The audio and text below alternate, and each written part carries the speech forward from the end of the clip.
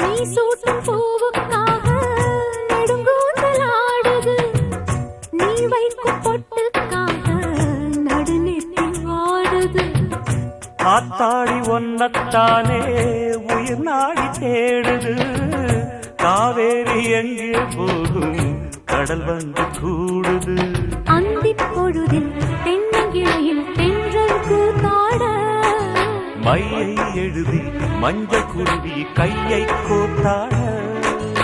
அடங்காத ஆசை கொண்டு நானும் போராட,